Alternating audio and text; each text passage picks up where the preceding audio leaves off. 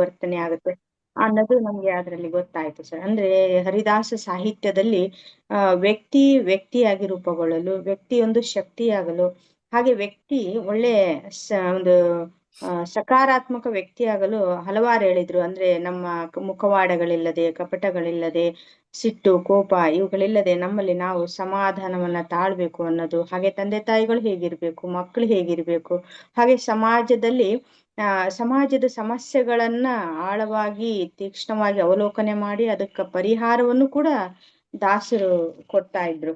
ಇದರಿಂದ ನಮ್ಗೇನ್ ಅನ್ಸುತ್ತೆ ಅಂದ್ರೆ ದಯ ಇರ್ಬೇಕು, ದಯ ಧರ್ಮದ ಮೂಲ ಅಂತಕ್ಕಂಥದ್ದನ್ನ ದಾಸ ಸಾಹಿತ್ಯದಲ್ಲೂ ಹೇಳಲಾಗಿದೆ. ಹಾಗೆ ಬಸವಣ್ಣವರು ಕೂಡ ದಯವೇ ಧರ್ಮದ ಮೂಲ ವಯ ಅಂತ ಹೇಳೋದ್ರಿಂದ, ಅಂದ್ರೆ ಯಾವುದೇ ಕಾಲ ಇರ್ಲಿ, ಯಾವುದೇ ಒಂದು ದಿನಮಾನ ಇರ್ಲಿ, ಮನುಷ್ಯ ಅವನ ವ್ಯಕ್ತಿತ್ವ, ಅವನ ಮನಸ್ಸಿನಲ್ಲಿ ಇರ್ತಕ್ಕಂಥ ಭಾವನೆಗಳು ತಲ್ಲಣಗಳು ಒಂದೇ ಇರ್ತವು. ಅದಕ್ಕಾಗಿ ಆ ಕಾಲಮಾನಕ್ಕೆ ತಕ್ಕಂತೆ ಒಬ್ಬೊಬ್ಬ ದಾರ್ಶನಿಕರು, ಸಾಹಿತಿಗಳು, ಸಮಾಜ ಸುಧಾರಕರು ತಮ್ಮ ತಮ್ಮ ವಿಚಾರಗಳನ್ನ ಅಭಿವ್ಯಕ್ತಿ ಪಡಿಸ್ತಾರೆ. ಅದರಲ್ಲಿ ದಾಸ ಸಾಹಿತ್ಯ ಅನ್ನೋದು ಒಂದು ಮೇರು ಪರ್ವತ ಇದ್ದಂಗೆ ನಮ್ಮ ವ್ಯಕ್ತಿತ್ವ ರೂಪಿಸಿಕೊಳ್ಳೋದಕ್ಕೆ. ಪ್ರತಿಯೊಬ್ಬರು ಪಾಲಕರು ಕೂಡ ದಾಸ ಸಾಹಿತ್ಯವನ್ನು ಓದ್ಬೇಕು. ಮಕ್ಕಳಿಗೆ ಉತ್ತಮ ಶಿಕ್ಷಣವನ್ನ ಕಲಿಸೋದಕ್ಕೆ ಮಕ್ಕಳು ಕೂಡ ದಾಸ ಸಾಹಿತ್ಯವನ್ನು ಓದ್ಬೇಕು. ತಂದೆ ತಾಯಿ ಬಂಧು ಬಳಗ ಇವುಗಳನ್ನ ಯಾವ ತರ ಅವರು ಈ ಸಮಾಜದಲ್ಲಿ ಬದುಕಬೇಕು ಅನ್ನೋದು ಅರ್ಥ ಆಗುತ್ತೆ ಸರ್. ಹಿಂದಿನ ದಿನಮಾನದಲ್ಲಿ ಮಾರ್ಗದರ್ಶನದ ಕೊರತೆ ಇದೆ, ಮಾರ್ಗದರ್ಶನ ಅವಶ್ಯಕತೆ ಅಂತ ನಾವೆಲ್ಲ ಚರ್ಚೆ ಮಾಡ್ತಿರ್ತೀವಲ್ಲ ಸರ್. ಅಂತ ಒಂದು ಮಾರ್ಗದರ್ಶನ ಅವರೆಲ್ಲ ದಾಸರು ಮನುಕುಲದ ಮಾರ್ಗದರ್ಶಕರು. ಅವರನ್ನ ನಾವು ಅರಿಯೋದ್ರಿಂದ, ಅನುಸರಿಸೋದ್ರಿಂದ ನಮ್ಮ ಬದುಕು ತುಂಬಾ ಅರ್ಥಪೂರ್ಣ ಆಗುತ್ತೆ ಅಂತ ಇಂದಿನ ಒಂದು ಸಂವಾದದಿಂದ ನಮ್ಗೆ ಅರ್ಥ ಆಯ್ತು. ನಮ್ಗೆ ದಾಸ ಸಾಹಿತ್ಯದಲ್ಲಿ ಹೆಚ್ಚಿನ ಒಲವು ಕೂಡ ಉಂಟಾಯ್ತು ಸರ್. ಹಾಗೆ ಸರ್ಗೂ ಕೂಡ ಧನ್ಯವಾದಗಳನ್ನ ಈ ಸಂದರ್ಭದಲ್ಲಿ ನಾನು ಸಲ್ಲಿಸ್ತೀನಿ ಸರ್. ಹಾಗೆ ಈ ವರ್ಷದ ಅತ್ಯುತ್ತಮ ಸ್ಪೀಕರ್, ಬೆಸ್ಟ್ ಸ್ಪೀಕರ್ ಅವಾರ್ಡ್ ಅನ್ನ ನಮ್ಮ ಮಹಿಳಾ ಮಣಿಗಳಿಗೆ ಬಂದಿರೋದು ನನಗೆ ತುಂಬಾ ಖುಷಿ ಸರ್. ಅಂದ್ರೆ ನೇತ್ರಾವತಿ ಮೇಡಮ್ ಅವರಿಗೆ ಈ ಒಂದು ಕಾರ್ಯಕ್ರಮದ ಮೂಲಕ ನಾನು ಅಭಿನಂದನೆಯನ್ನ ಸಲ್ಲಿಸ್ತೀನಿ. ಇದರಲ್ಲಿ ಅವ್ರದ್ದು ಕೂಡ ನಿರಂತರ ಪ್ರಯತ್ನ ಇದೆ. ವರ್ಷವಿಡೀ ಅವರು ಸತತ ಒಂದು ಸಂಕಲ್ಪದಿಂದ ಈ ಕಾರ್ಯಕ್ರಮದಲ್ಲಿ ಪಾಲ್ಗೊಂಡು ತಮ್ಮನ್ನ ತಾವು ಸುಧಾರಿಸಿಕೊಳ್ಳುತ್ತಾ ಇನ್ನ ಎಷ್ಟೋ ಜನ ಗೃಹಿಣಿಯರಿಗೆ ಇವತ್ತು ಒಂದು ಆದರ್ಶವಾಗಿ ನಿಂತ್ರು. ಅಂದ್ರೆ ನೋಡ್ರಿ, ನನ್ ಗೃಹಿಣಿ ಇನ್ನೇನು ಮಾಡಕ್ ಆಗಲ್ಲ ಅಂತ ಬಹಳಷ್ಟು ಜನ ಚಿಂತನೆ ಮಾಡ್ತಾ ಇರ್ತಾರ. ಹಾಗೇನಿಲ್ಲ, ಒಂದು ಪ್ಯಾಷನ್ ಇಟ್ಕೊಂಡು ಒಂದು ಆ ಕೆಲಸದೊಂದಿಗೆ ತಮ್ಮ ಬದುಕಿಗೆ ತಾವು ಸಮಯವನ್ನ ಕೊಟ್ಟು ವ್ಯಕ್ತಿತ್ವವನ್ನ ವಿಕಾಸ ಮಾಡ್ಕೊಂಡ್ರೆ ಅವಕಾಶಗಳು ನೋಡ್ರಿ, ಎಲ್ಲಿ ಬಿಜಾಪುರ, ಎಲ್ಲಿ ಬೆಂಗಳೂರು, ಎಲ್ಲಿಂದ ಎಲ್ಲಿಗೆ ಸಂಬಂಧವಯ ಅಂತಾರೆ. ಹೌದಲ್ಲ ಸರ್? ಹಾಗೆ ನಮ್ಮ ಸರ್ ನಿನ್ನೆ ಒಂದು ತಾವು ಮಾತು ಹೇಳಿದ್ರಿ, ಪ್ರತಿಭೆ ಮುಖ್ಯ, ಪ್ರತಿಭೆ ಇದ್ರೆ ಗುರುತಿಸುವಿಕೆ ಅನ್ನೋದು ತಾನೇ ಬರುತ್ತೆ ಅಂತ. ಹಾಗೆ ಇವತ್ತು ಮೇಡಮ್ ಅವರು ಎಷ್ಟೋ ಜನರಿಗೆ ಆದರ್ಶಪ್ರಾಯ ಆದ್ರು. ಈಗ ಹೊಸದಾಗಿ ಬಂದಿರ್ತಕ್ಕಂಥವ್ರಿಗೂ ಕೂಡ ನೇತ್ರಾವತಿ ಮೇಡಮ್ ಅವ್ರದ್ದು ತರ ನಾವು ಕೂಡ ಬೆಸ್ಟ್ ಸ್ಪೀಕರ್ ಆಗ್ಬೇಕಂತ ಒಂದು ಆಸೆ, ಅಭಿಲಾಷೆ, ಹಂಬಲ ಮೂಡೋದಕ್ಕ ಕಾರಣೀಕರ್ತರಾದ್ರು. ಅವ್ರ ಒಂದು ಪರಿಶ್ರಮಕ್ಕೆ, ಅವ್ರ ಒಂದು ಡೆಡಿಕೇಶನ್ ಅಂತಾರಲ್ಲ ಸರ್, ಈ ಒಂದು ಕಲಿಕೆಗೆ ಅವ್ರು ಕೊಟ್ಟಿರೋ ಸಮಯ, ಅದೆಲ್ಲ ನಾನು ಕೇಳಿದಾಗ ತುಂಬಾ ಖುಷಿ ಆಯ್ತು ಸರ್ ನನಗೆ. ಮೇಡಮ್ ಅವರಿಗೆ ಮತ್ತೊಮ್ಮೆ ಮಗದೊಮ್ಮೆ ಧನ್ಯವಾದಗಳನ್ನ ಸಲ್ಲಿಸ್ತೀನಿ ಸರ್. ಹಾಗೇನೆ ಇಂಥ ಅವ್ರದೊಂದು ಮಾತು ಕೇಳ್ಬಿಡೋಣ ಈ ಟೈಮಲ್ಲಿ, ನೇತ್ರಾವತಿ ಅವ್ರದ್ದು ಹೇಳಿ ಮೇಡಮ್.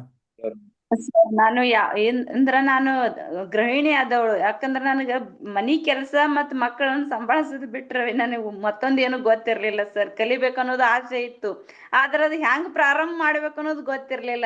ಎಲ್ಲಿ ಹೋಗ್ಬೇಕು, ಎಲ್ಲಿಂದ ಸ್ಟಾರ್ಟ್ ಮಾಡ್ಬೇಕು ಅನ್ನೋದು ಹಾದಿ ಗೊತ್ತಿರ್ಲಿಲ್ಲ ಅಷ್ಟೇ.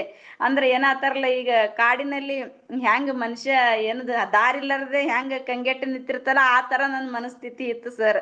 ಆ ತರ ಎಲ್ಲಿ ಯಾವ ದಾರಿಗೆ ಹೋದ್ರೆ ಏನು, ಯಾವ ತರ ದಾರಿ ನನಗೆ ಹೋಗ್ಲಿಕ್ಕೆ ಯಾವ್ದು ಅವಕಾಶ ಹೆಲ್ಪ್ ಸಹಾಯ ಮಾಡ್ತದ ಅನ್ನೋ ಒಂದು ನಿಟ್ಟಿನಲ್ಲಿ ಇದ್ದಾಕರ ನಿಮ್ದು ಒಂದು ಯೂಟ್ಯೂಬ್ ನೋಡ್ಕೊಂಡು ನಾನು ನನಗಿದೇ ಸರಿಯಾದ ದಾರಿ, ಸರಿಯಾದ ಗುರು ಅಂತೇಳಿ ನಾನು ಒಂದು ನಿರ್ಧಾರ ಮಾಡ್ಕೊಂಡು ಹೊರಟು ಬಿಟ್ಟೆ. ಇವತ್ತಿನ ದಿವ್ಸ ನನಗೆ ತುಂಬಾ ಖುಷಿ ಆಗ್ತದೆ ಸರ್. ಯಾಕಂದ್ರೆ ನಾನು ಈಗ ಬರೇ ಪಬ್ಲಿಕ್ ಸ್ಪೀಕಿಂಗ್ ಅಂದ್ರೆ ಬರೇ ಸಾರ್ವಜನಿಕವಾಗಿ ಮಾತಾಡೋದು ಅಷ್ಟೇ ಒಂದು ಅನ್ಕೊಂಡಿರ್ತಾರ. ಆ ತರ ಅಲ್ಲದು, ಜೀವನಕ್ಕೂ ಉಪಯೋಗ ಇದೆ, ಪ್ರತಿಯೊಬ್ಬರು ಜೀವನಕ್ಕೂ ಉಪಯೋಗ ಇದು. ಯಾಕ ಹಂತವಾಗಿ ಜನರ ಜೊತೆ ಹೆಂಗ್ ಬೆರಿಬೇಕು, ಜನರ ಜೊತೆ ಅರ್ಥ ಮಾಡ್ಕೊಳ್ಳೋದು ಹೆಂಗ್, ಮಕ್ಕಳನ್ನ ಬೆಳೆಸುವ ರೀತಿ ಪ್ರತಿಯೊಂದನ್ನು ಬಹಳ ಪೂರಕವಾಗ್ತದೆ ಸರ್. ಇಲ್ಲಿ ವ್ಯಕ್ತಿತ್ವ ವಿಕಾಸನ ಬಹಳ ಪೂರಕವಾಗ್ತದೆ, ಪ್ರತಿಯೊಬ್ಬರಿಗೂ ಅವಶ್ಯವಾಗಿ ಬೇಕು. ಯಾಕ ಕೋಪ ತಾಪ ಎಷ್ಟು ಇರ್ಬೇಕು ಅನ್ನೋದು. ಮತ್ತೆ ಮನುಷ್ಯಂದು ಎಲ್ಲೇ ಭಗವದ್ಗೀತೆ ಆದ್ರೂ ಯಾವ ತರ ಹೇಳ್ತದ ಅಂದ್ರೆ ಮನುಷ್ಯನ ಜೀವನ ಹೆಂಗ್ ಸಕ್ಸಸ್ಫುಲ್ ಆಗಿ ನಡ್ಕೊಂಡು ಹೋಗ್ಬೇಕು, ಜೀವನ ಖುಷಿಯಾಗಿ ಹೆಂಗ್ ನಡೆಸ್ಬೇಕು ಅನ್ನೋದೇ ಹೇಳ್ತಿರ್ತಾವ. ಅದೇ ರೀತಿ ಈಗ ದಾಸ ಸಾಹಿತ್ಯವರು ಅದರ ಅನುಗುಣವಾಗಿನೇ ಅವ್ರು ತಮ್ಮದೇ ಆದಂತ ಶೈಲಿಯಲ್ಲಿ ಕೀರ್ತನೆಗಳ ಮುಖಾಂತರ ಹೇಳ್ಕೊಂಡ್ ಬಂದ್ರು. ಒಟ್ಟಾರೆಯಾಗಿ ಜೀವನ ಹೆಂಗ್ ನಡೆಸ್ಬೇಕಂದ್ರೆ ಶಾಂತಿ ಸಮಾಧಾನ ದಿಂದ ನಡೆಸ್ಕೊಂಡು ಹೋದ್ರೆ ಒಂದು ಉತ್ತಮ ಗುರಿ ತಲುಪ್ತ ಅಂತ ಅನಿಸ್ತದೆ ಸರ್. ಧನ್ಯವಾದ.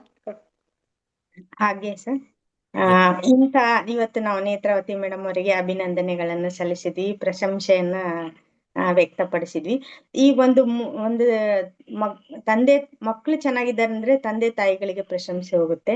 ಒಂದು ಶಿಷ್ಯರಿಗೆ ಒಂದು ಪ್ರಶಂಸೆ ಆಗ್ತಾ ಇದೆ ಅಂದ್ರೆ ಅದ್ರ ಹಿಂದಿರ್ತಕ್ಕಂತಹ ಕಾಣದ ಕೈ ಗುರುವಿಂದಿರುತ್ತೆ ಸರ್. ಹಾಗಾಗಿ ಇಂಥ ಮೂರ್ತಿಗಳನ್ನ ರೂಪಿಸಿದಂತ ಈ ವ್ಯಕ್ತಿತ್ವವನ್ನು ರೂಪಿಸಿದಂತ ತಮಗೆ ಇದೆಲ್ಲ ಕೀರ್ತಿ ಸಲ್ಬೇಕು ಸರ್. ಅಂತಿಮವಾಗಿ ನಮ್ಮಂತ ಎಷ್ಟೋ ಜನ ಲಕ್ಷಾಂತರ, ನಾವು ಬರೀ ಸಾವಿರದಲ್ಲಿ ಮಾತಾಡ್ತೀವಿ ಸರ್, ತಾವು ಲಕ್ಷಾಂತರ ಜನರನ್ನ ಕಂಡಿದ್ದೀರಿ, ಪರಿವರ್ತಿಸಿದಿರಿ. ಇದು ಹೇಳಕ್ಕೆ ನಮ್ಗೆ ಹೆಮ್ಮೆ ಆಗುತ್ತೆ ಸರ್. ಹಾಗೇನೆ ಬದುಕಿನಲ್ಲಿ ದೊಡ್ಡ ಗುರಿ ಅನ್ನೋದು ಇಟ್ಕೋಬೇಕಂತ ಬಹಳಷ್ಟು ಜನ ಹೇಳ್ತಾರೆ, ಆದ್ರೆ ನೀವು ಅದನ್ನ ಸಾಧಿಸಿ ಬಿಟ್ಟಿದ್ರಿ ಸರ್ ಈಗಾಗ್ಲೇ. ಹಾಗಾಗಿ ನಮ್ಮೆಲ್ಲ ಪಾರ್ಟಿಸಿಪೆಂಟ್ ಪರವಾಗಿ ನಾನು ಮತ್ತೊಮ್ಮೆ ಮಗದೊಮ್ಮೆ ತಮ್ಗೆ ಅನಂತ ಧನ್ಯವಾದಗಳನ್ನ ಕೃತಜ್ಞತೆಗಳನ್ನ ಸಲ್ಲಿಸ್ತಿಂತ, ತಾವು ನಮ್ಗೆ ಗುರು ಆಗಿರೋದೇ ನಮ್ಗೆ ಒಂದು ಸುದೈವ sir. Thank you sir. Thank you very much.